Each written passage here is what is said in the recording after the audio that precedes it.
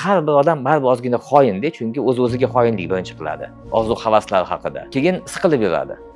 Chunki biror narsani ko'rib, iltinib qilmasa, keyin siqilib yuradi. Shu narsani qilmadim shu paytda deb. Chunki vaqt o'tib ketadi.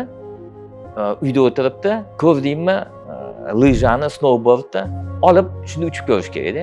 Saniki bo'lmasa, keyin tashlayversan. Lekin uchib ko'rmasangiz, keyin siqilib yurasiz. Imkoniyat bo'lganda ushlab ko'rib, bu meniki emas ekan deb o'tib ketish. Ya'ni mana shu lyubopitstvo, ya'ni izchillik bu qadriyat.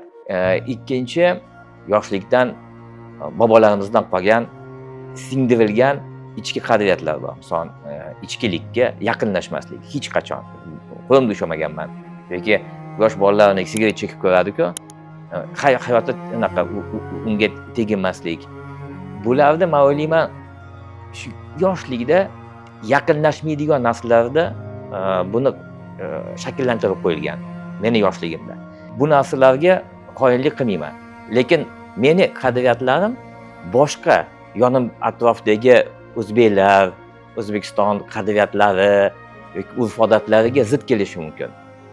Meni qadriyatlarim bu majburiy emas, xalq qadriyati bo'lish yoki meni atrof muhitdagilar.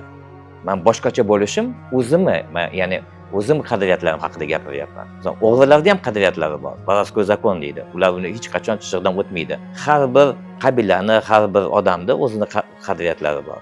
Bu degani, voy, aka, bu bizning an'analarda ko'plarini tan olmayman. Ko'plariga balki meni qadriyatlarim atrof muhitlarga zid bo'lishi mumkin. Lekin o'zimlarnikiga xiyonat qilmayman.